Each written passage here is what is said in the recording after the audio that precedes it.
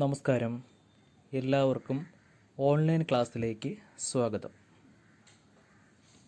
എൻ്റെ പേര് Binumon, guest instructor, painter general, ITI SCDD Edakkode Korani.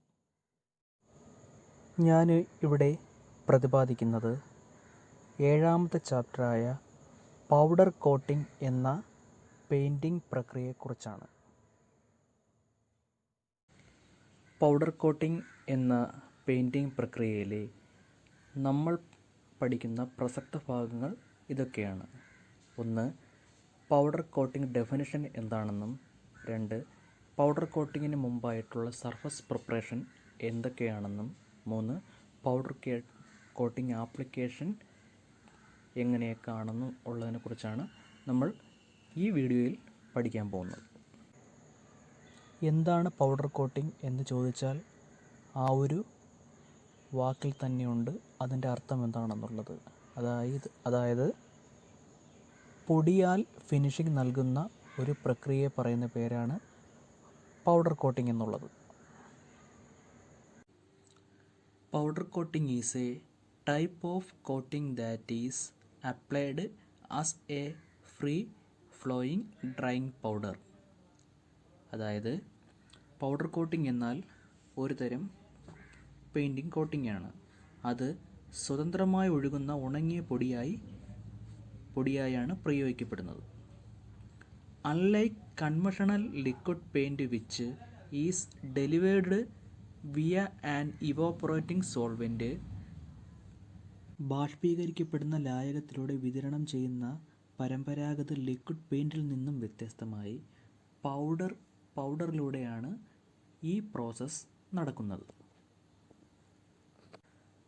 Powder coating is typically applied electrostatically and then cured under heat or with ultraviolet light. അതായത് powder coating സാധാരണയായി electrostatic ആയാണ് പ്രയോഗിക്കുകയും ചൂടിൽ സുഖപ്പെടുത്തുകയും, curing means സുഖപ്പെടുത്തുക എന്നുള്ളത്, ചൂടിലാണ് ഇത് സുഖപ്പെടുത്തുന്നത്. The powder may be a thermoplastic or a thermoset polymer. അതായത് powder ഒരു തെർമോപ്ലാസ്റ്റിക്കോ അല്ലെങ്കിൽ തെർമോസെറ്റ് പോളിമറോ ആകാം. It is usually used to create a hard finish that is tougher than conventional paint. പരമ്പരാഗത പെയിൻറ്റിനേക്കാൾ കടുപ്പമുള്ള ഒരു ഹാർഡ് ഫിനിഷ് സൃഷ്ടിക്കാൻ പൗഡർ കോട്ടിങ്ങിന് സാധിക്കുന്നു. Coating of metals such as household appliances, aluminium extrusions, drum hardware, automobile, motorcycle and bicycle parts. ഗാർഹിക ഉപകരണങ്ങൾ, aluminium എക്സ്ട്രൂഷനുകൾ, drum hardware, automobile, motorcycle ഭാഗങ്ങൾ പോലുള്ള ലോഹങ്ങളുടെ കോട്ടിങ്ങിനായാണ് പൗഡർ കോട്ടിംഗ് പ്രധാനമായും ഉപയോഗിക്കുന്നത്. മാത്രമല്ല മറൈൻ വ്യവസായങ്ങളിലും വ്യാപകമായി ഇപ്പോൾ ഇത് ഉപയോഗിച്ചു വരുന്നു. More advanced technologies hello other materials such as plastics, composites, carbon fibre and MDF medium density fiberboard to be powder coated using different methods that require less heat and time.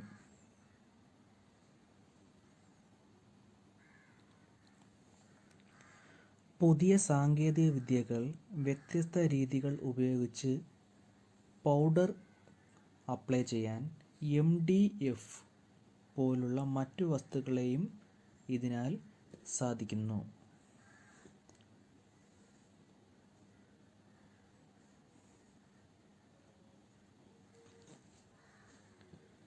The powder coating process was invented around by Daniel Gustin.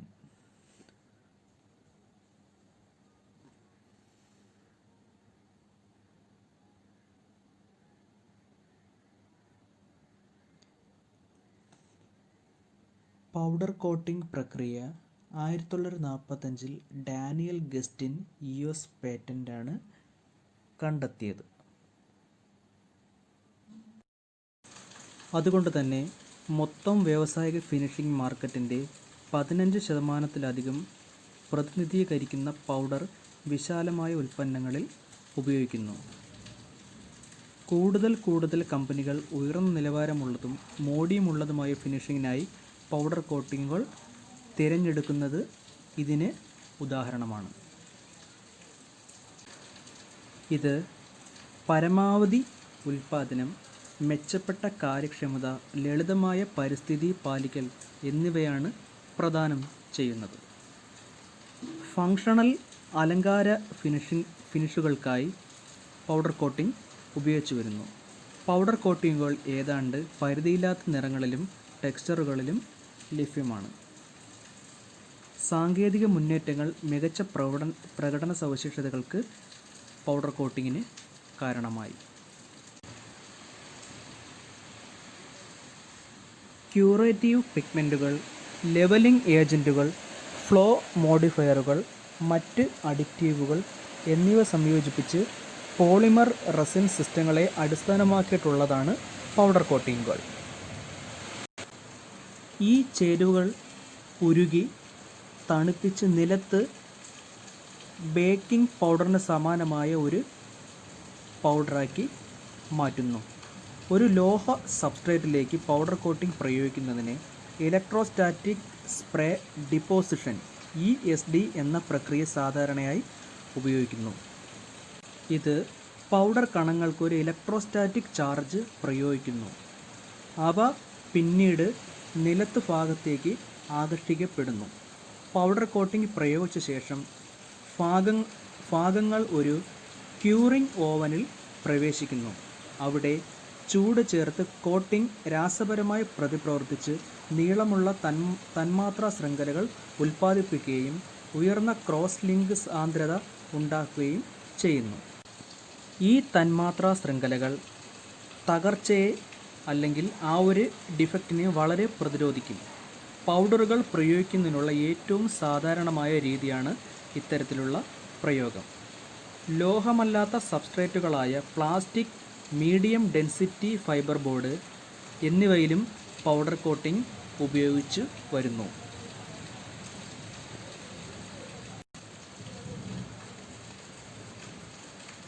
ദ്രാവകവൽക്കരിച്ച bed application സമയത്തും powder coating പ്രയോഗിച്ചു വരുന്നു. അതായത് preheat ചെയ്ത ഭാഗങ്ങൾ ദ്രാവക പൗഡറിൻ്റെ ഒരു ഹോപ്പറിൽ മുക്കി പൂശുകയും അത് ഉരുകുകയും ഒരു ഭാഗത്തേക്ക് ഒഴുകുകയും ചെയ്യുന്നു. ഭാഗത്തിൻ്റെ പിണ്ഡവും താപനിലയും ഉപയോഗിച്ച് പൊടിയുടെ തരവും അനുസരിച്ച് പോസ്റ്റ് ക്യൂറിംഗ് ആവശ്യമാണ്. ഏത് ആപ്ലിക്കേഷൻ പ്രോസസ്സ് ഉപയോഗിച്ചാലും പ്രശ്നമില്ല. പൗഡർ കോട്ടിംഗ് അതായത് ഇതിന് ഏത് ആപ്ലിക്കേഷൻ പ്രോസസ്സ് ഉപയോഗിച്ചാലും ഇലക്ട്രോസ്റ്റാറ്റിക്കോ ഏത് ഉപയോഗിച്ചാലും വിഷയമില്ല. പൗഡർ കോട്ടിങ്ങുകൾ സാധാരണ രീതിയിൽ പൗഡർ കോട്ടിങ്ങുകൾ ഉപയോഗിക്കാൻ എളുപ്പവും പരിസ്ഥിതി സൗഹൃദവും ചിലവ് കുറഞ്ഞവും ഹാംലെസ്സും ആണ്. ഫിനിഷിംഗ് പോലെ തന്നെ വളരെ പ്രധാനപ്പെട്ട കാര്യമാണ് പ്രോസസ്സിൽ സർഫസ് പ്രിപ്പറേഷൻ. ഇനി നമുക്ക് പൗഡർ കോട്ടിംഗ് ചെയ്യുന്നതിന് മുമ്പ് സർഫസ് പ്രിപ്പറേഷൻ എങ്ങനെയാണെന്ന് പഠിക്കാം. പൗഡർ കോട്ടിംഗ് ചെയ്യുന്നതിന് മുമ്പ് സർഫസ് പ്രിപ്പറേഷൻ വളരെ പ്രാധാന്യമുള്ള കാര്യമാണ്. പൗഡർ കോട്ടിംഗ് ചെയ്യുന്നതിന് മുമ്പ് ഓബ്ജക്റ്റ് വളരെ ഫ്രഷായിട്ട് വയ്ക്കേണ്ടതാണ്. അതിൽ ഒരു തരത്തിലുള്ള പെയിൻറ്റോ റസ്റ്റോ ഉണ്ടാവാൻ പാടില്ല. ഇത് നല്ല രീതിയിൽ നമ്മൾ അത് ക്ലീൻ ചെയ്യേണ്ടതാണ്. സർഫസ് പ്രിപ്പറേഷൻ്റെ ഭാഗമായി ആദ്യം ചെയ്യേണ്ട കാര്യം ഡിസ്അസംബ്ലി എന്നുള്ള കാര്യമാണ്. അതായത് നിങ്ങൾ പെയിൻറ്റ് ചെയ്യാൻ ആഗ്രഹിക്കാത്ത ഭാഗങ്ങൾ ഏതാണോ അതെല്ലാം മറയ്ക്കുകയോ ഊരി മാറ്റുകയോ ചെയ്യേണ്ടതാണ്. റബ്ബർ, പ്ലാസ്റ്റിക്, ഗ്യാസ്കറ്റുകൾ, വയറിംഗ് മുതലായവ ഉൾക്കൊള്ളുന്ന ഒരു ഭാഗം കോട്ടിങ്ങിന് നിർബന്ധിതരാകുകയാണെങ്കിൽ ഈ പീസുകൾ നീക്കം ചെയ്യേണ്ടതാണ്.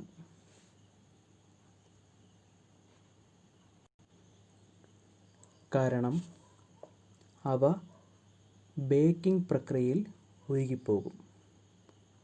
ഏതെങ്കിലും ബെയറിങ്ങുകൾ പൂർണ്ണമായും ലോഹത്താൽ നിർമ്മിച്ചതാണെങ്കിലും നീക്കം ചെയ്യേണ്ടത് അത്യാവശ്യം തന്നെയാണ്. ബിയറിങ്ങുകൾ പലപ്പോഴും ഗ്രീസ് കൊണ്ട് നിറഞ്ഞിരിക്കുന്നതിനാൽ അത് ഓവനിൽ വെച്ച് ചൂടാക്കുമ്പോൾ ഉപയോഗശൂന്യമായി നശിക്കുകയോ അല്ലെങ്കിൽ അതിൻ്റെ ആയുസ്സിനെ ഡ്യൂറബിലിറ്റിയെ ബാധിക്കുകയോ ചെയ്യും.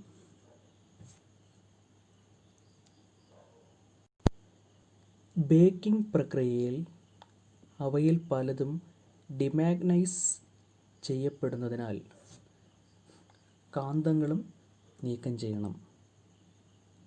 പൗഡർ കോട്ടിങ്ങിന് മുമ്പ് ഡിസസംബ്ലീസ് ചെയ്യുമ്പോൾ പ്രോജക്റ്റ് പൂർത്തിയായ ശേഷം അത് നിങ്ങൾക്ക് ശരിയായി കൂട്ടിച്ചേർക്കാൻ കഴിയുമെന്ന് കൂടി ഉറപ്പാക്കുക. ഇതാണ് ഡിസസംബ്ലി എന്നുള്ള സർഫസ് പ്രിപ്പറേഷൻ്റെ ഭാഗം. നിങ്ങളുടെ ഓബ്ജക്റ്റ് ഏതാണോ അത് ഡിസസംബ്ലി ചെയ്ത ശേഷം നിങ്ങൾ ആ ഭാഗം നന്നായി വൃത്തിയാക്കാനാണ് തയ്യാറാകുന്നത്. എല്ലാ അഴുക്കും ഓയിലും ഗ്രീസും ഗ്രിമ്മും ഈ ഭാഗത്ത് നിന്ന് പൂർണ്ണമായും നീക്കം ചെയ്യേണ്ടതായിട്ടുണ്ട്. അങ്ങനെ ചെയ്യുമ്പോൾ എന്താണ് ഗുണമെന്ന് കിട്ടുന്നതെന്ന് വെച്ചാൽ നമ്മുടെ PPE കിറ്റിലും കൂടാതെ വസ്ത്രം വൃത്തിയായിരിക്കാനും ഇത് പുരളാനോ കറ പിടിക്കാനോ സാധ്യത വളരെ കുറവായിരിക്കും.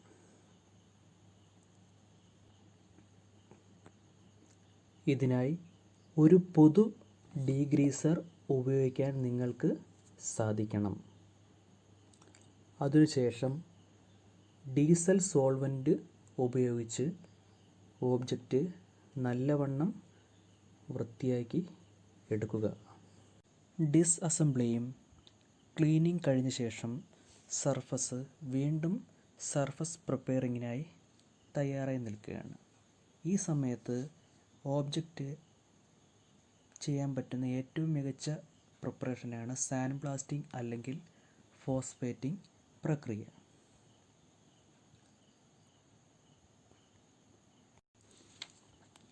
പൗഡർ കോട്ടിംഗ് നിവർത്തിക്കാൻ അനുവദിക്കുന്ന ഭാഗത്തിന് ഒരു ടെക്സ്ചർ നൽകുമ്പോൾ സാൻഡ് ബ്ലാസ്റ്റിംഗ് ലോഹത്തിന് പ്യുവറായിട്ട്, അതായത് നല്ല രീതിയിൽ വൃത്തിയാക്കുകയാണ് ചെയ്യുന്നത്. സാൻഡ് ബ്ലാസ്റ്റിംഗ് നടക്കുമ്പോൾ ഭാഗത്തിൻ്റെ ഓരോ പ്രദേശവും പൂർണ്ണമായും ശുദ്ധമായ മീഡിയ ഉപയോഗിച്ച് സാൻഡ് ബ്ലാസ്റ്റ് ചെയ്യേണ്ടത് അത്യാവശ്യമാണ്. ബ്രേക്ക് കാലിപ്പർ പിസ്റ്റൺ ബോറുകളോ സിലിണ്ടർ ബോറുകളോ പോലെ സാൻഡ് ബ്ലാസ്റ്റ് ചെയ്യാൻ പാടില്ലാത്ത ചില മേഖലകളുണ്ട്. സാൻഡ് ബ്ലാസ്റ്റിന് മുമ്പ് ഈ പ്രദേശങ്ങൾ മറക്കേണ്ടതുണ്ട്. പൗഡർ കോട്ടിങ്ങിനായി നിങ്ങൾ തയ്യാറെടുക്കുമ്പോൾ വൃത്തികെട്ട അല്ലെങ്കിൽ മോശമായിട്ടുള്ള എണ്ണ ഉപയോഗിക്കരുത്. കാരണം ഇത് ഈ ഭാഗത്തെ മലിനമാക്കുകയും നിങ്ങളുടെ ഫിനിഷിൽ അത് കാണുകയും ചെയ്യും. സാൻഡ് ബ്ലാസ്റ്റിങ്ങിൻ്റെ അന്തിമഫലം പൂർണ്ണമായും വൃത്തിയായിരിക്കണം. മലിനീകരണങ്ങളില്ലാത്ത വെളുത്ത ലോഹമായിരിക്കണം. ഈ സമയം മുതൽ നിങ്ങളുടെ ഭാഗം പ്യുവറായിട്ടുള്ള, അതായത് വൃത്തിയായിട്ടുള്ള കൈകളാൽ കൈകാര്യം ചെയ്യാൻ പാടില്ല. വൃത്തിയുള്ള കയ്യുറകൾ മാത്രം ഉപയോഗിക്കുക. അതായത് വൃത്തിഹീനമായിട്ടുള്ള കയ്യുറ അല്ലെങ്കിൽ കൈവച്ച് ഉപയോഗിക്കരുത്. വൃത്തിയുള്ള നീറ്റായിട്ടുള്ള, അതായത് നല്ല വെൽത്തിയായിട്ടുള്ള കയ്യുറകൾ മാത്രം ഉപയോഗിക്കുക. വൃത്തിയാക്കുന്നതിന് പുറമെ മുകളിൽ സൂചിപ്പിച്ച പോലെ പൗഡർ കോട്ടിംഗ് പറ്റി നിൽക്കാൻ അനുവദിക്കുന്ന ഭാഗത്ത് സാൻഡ് ബ്ലാസ്റ്റിംഗ് ഒരു ഘടനയും നൽകുന്നു. ഈ ഘടന ടെക്സ്ചർ അഡീഷന് കാരണമായേക്കാം. അതിനാൽ പൗഡർ കോട്ടിങ്ങിൻ്റെ ഈട് ഇത് കൂടാതെ പൗഡർ കോട്ടിംഗ് താരതമ്യേന എളുപ്പത്തിൽ ചിപ്പ് ചെയ്യാനും സാധ്യതയുണ്ട്. ഇതിന് പരിഹാരമായി ഇതിന് പരിഹാരമായി ഉള്ള മറ്റൊരു surface പ്രിപ്പറേഷനാണ് phosphating.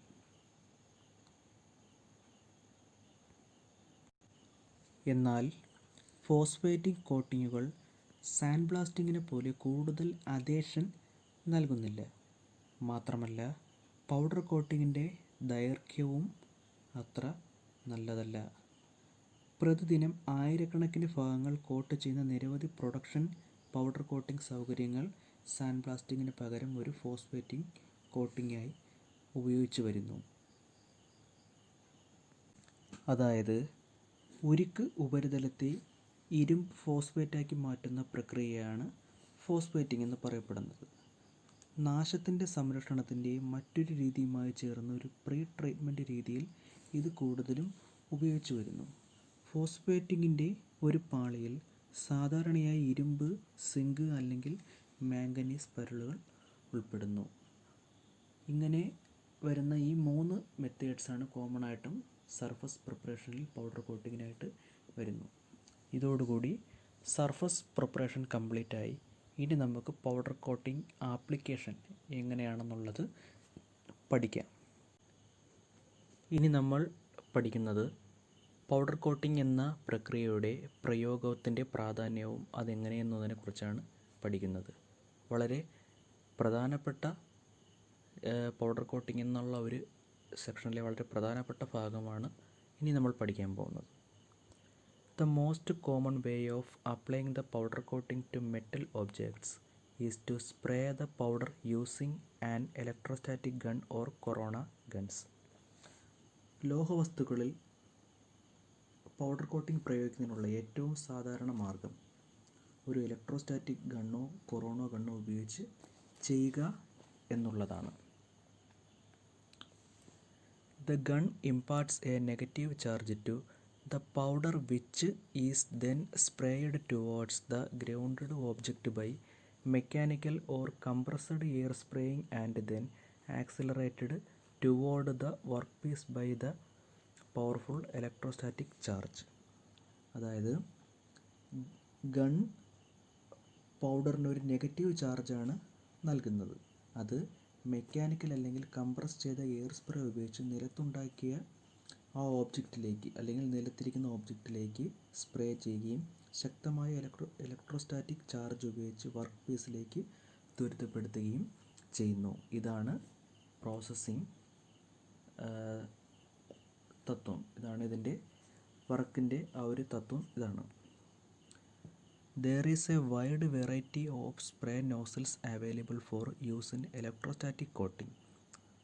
The type of nozzle used will depend on the shape of the workpiece to be painted and the consistency of the paint. ഇലക്ട്രോസ്റ്റാറ്റിക് കോട്ടിങ്ങിൽ ഉപയോഗിക്കാൻ വൈവിധ്യമാർന്ന സ്പ്രേ നോസിലുകളിൽ ഇന്ന് വിപണിയിൽ ലഭ്യമാണ്. ഉപയോഗിച്ച നോസിലിൻ്റെ തരം, പെയിൻറ്റ് ചെയ്യേണ്ട വർക്ക് പീസിൻ്റെ ആകൃതിയെയും പെയിൻറ്റിൻ്റെ സ്ഥിരതയെയും ആശ്രയിച്ചായിരിക്കും ഇരിക്കുന്നത്. The object is then heated and the powder melts into a uniform film and is then cooled to form a hard coating. Powder ഒരു യൂണിഫോം ഫിലിമിലേക്ക് ഉരുകുകയും തണുപ്പിക്കുകയും കട്ടിയുള്ള ഒരു കോട്ടായി രൂപാന്തരം പ്രാപിക്കുകയും ചെയ്യും. It is also common to heat the metal first and then spray the powder onto the hot substrate. Preheating can help to achieve a more uniform finish but can also create other problems such as runs cased excess powder. അതായത് ആദ്യം ലോഹം ചൂടാക്കി പൊടി ചൂടുള്ള ഒരു സബ്സ്ട്രേറ്റിലേക്ക് തളിക്കുക. Preheating കൂടുതൽ ആകർഷണീയമായ finish നേടാനായിട്ട് ഇത് സഹായിക്കും.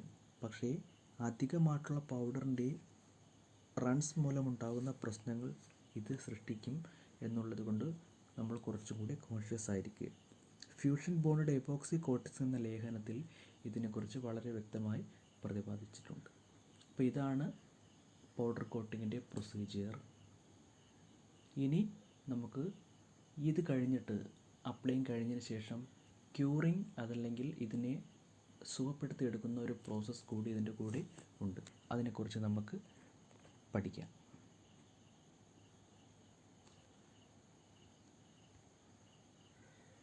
പൗഡർ ആപ്ലിക്കേഷൻ പ്രോസസ്സിൽ അവസാനം വരുന്ന ഒരു പ്രക്രിയ കൂടിയാണ് ക്യൂറിങ് എന്നുള്ളത്. നമ്മൾ കോട്ട് ചെയ്ത ഓബ്ജക്റ്റ് അതിനെ ഡ്രൈ അല്ലെങ്കിൽ സുഖപ്പെടുത്തിയെടുക്കുക എന്നുള്ള ഒരു പ്രോസസ്സ്.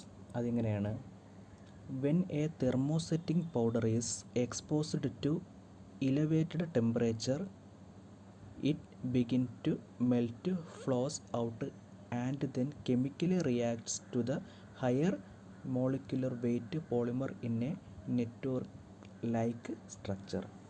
എന്നാൽ ഒരു തെർമോസെറ്റിംഗ് പൗഡർ ഉയർന്ന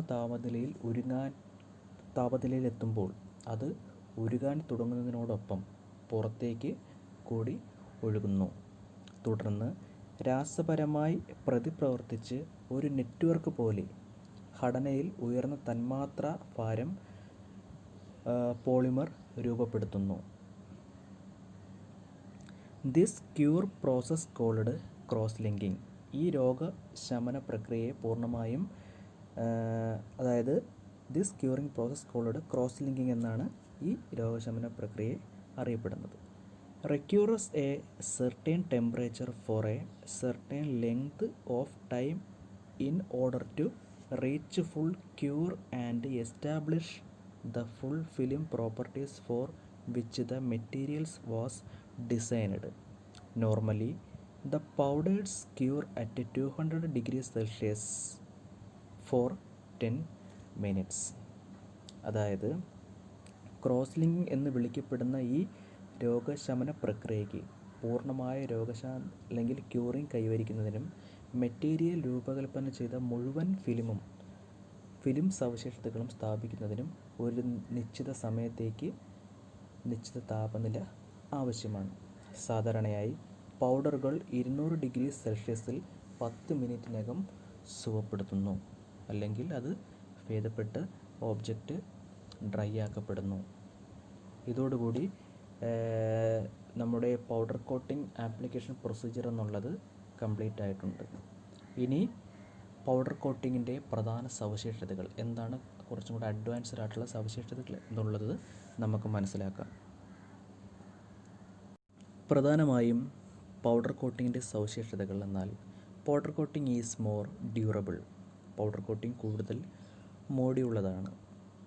പൗഡർ കോട്ടിംഗ് ഉപഭോക്താക്കൾക്കും ബിസിനസ്സുകാർക്കും വ്യവസായങ്ങൾക്കും ഏറ്റവും ലാഭകരവും ദീർഘകാലം നിലനിൽക്കുന്നതും നിറം മോടിയുമുള്ളതുമായ ഗുണനിലവാരമുള്ള ഫിനിഷിങ്ങുകളിൽ ഫലത്തിൽ ഏത് തരത്തിലുള്ള ലോഹത്തിലും ലഭ്യവുമാണ്.